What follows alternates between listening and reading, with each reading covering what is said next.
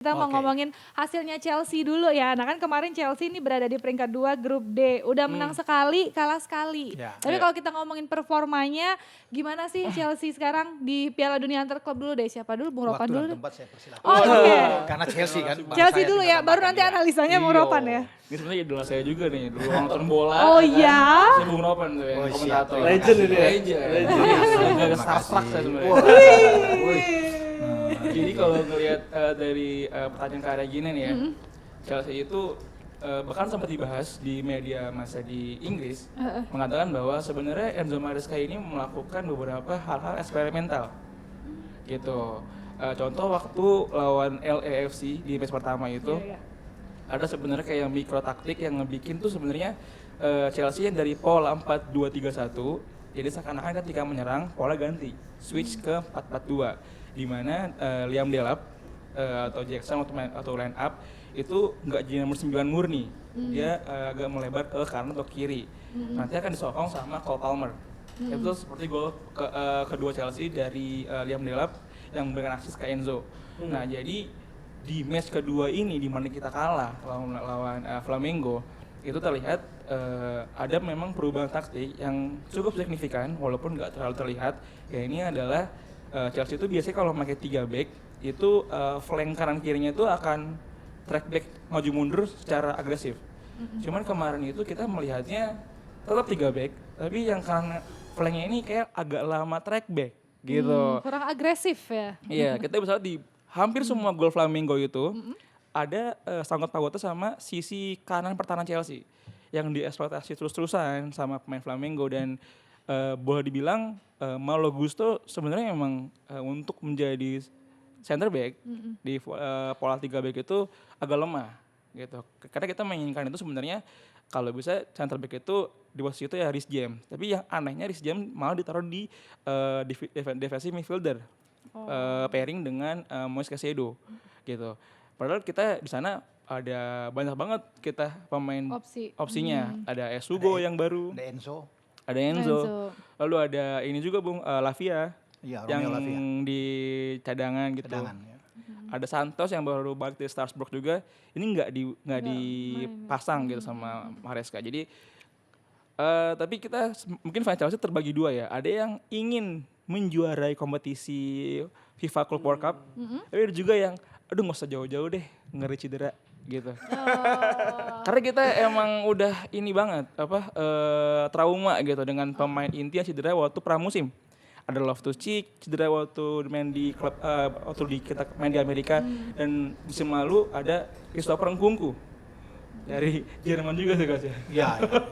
Yang dimana kita menginginkan Nkunku itu jadi satu andalan kita, tapi ternyata emang harus cedera di pramusim gitu. Jadi memang sebenarnya saya lebih contohnya ke yang udah nggak usah jauh-jauh gitu. Ini amanin nanti aja. Amanin nanti aja. Aman.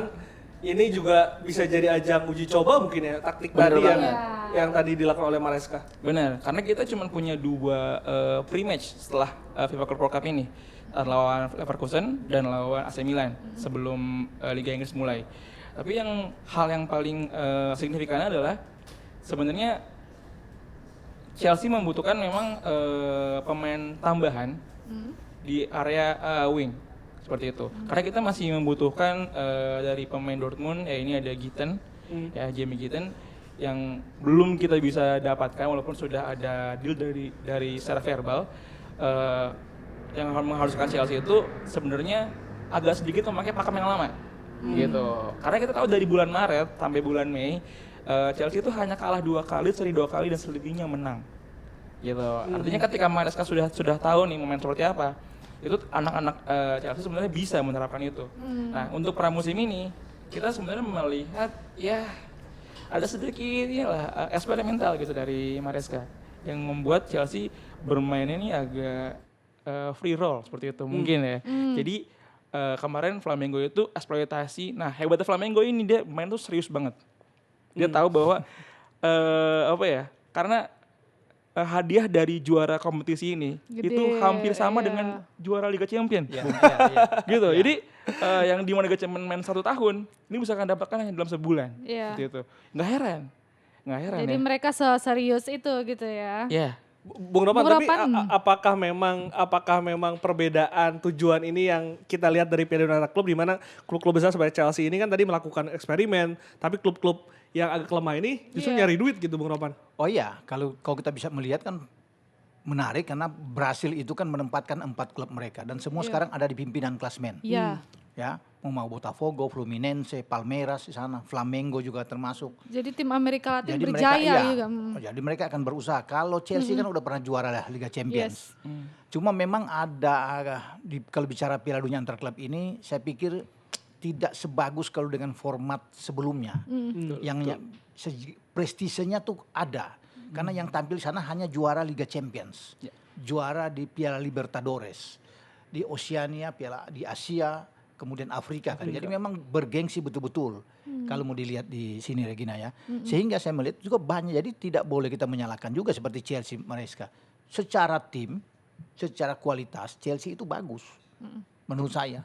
Di semua lini bagus, tapi kenapa mereka mungkin anggap ini Maresca akan melihat ini ya uji coba untuk mereka eksperimen beberapa pemain muda yang masuk, mereka akan lihat kalau mau lihat Palmer ada di sana, Pedro Neto juga ada di sana. Ya bagus. Kalau mau lihat di lini serang mereka tuh banyak, Kunku ada, Jackson ada, Noni Madueke ada. Itu bagus-bagus semua, apalagi Liam Delap ya yang muncul.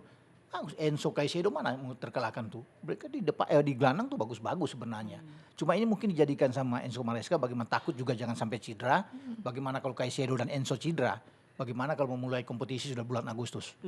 Itu mungkin akan diantisipasi dengan baik pemain-pemain kunci mereka kan. Betul.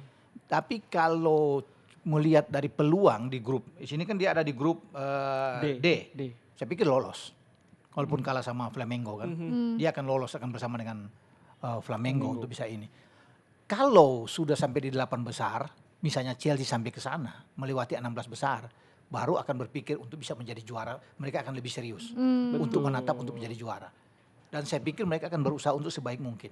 Kalau sudah tanggung 8 besar kan, mana mungkin kita akan lepas di babak gugur.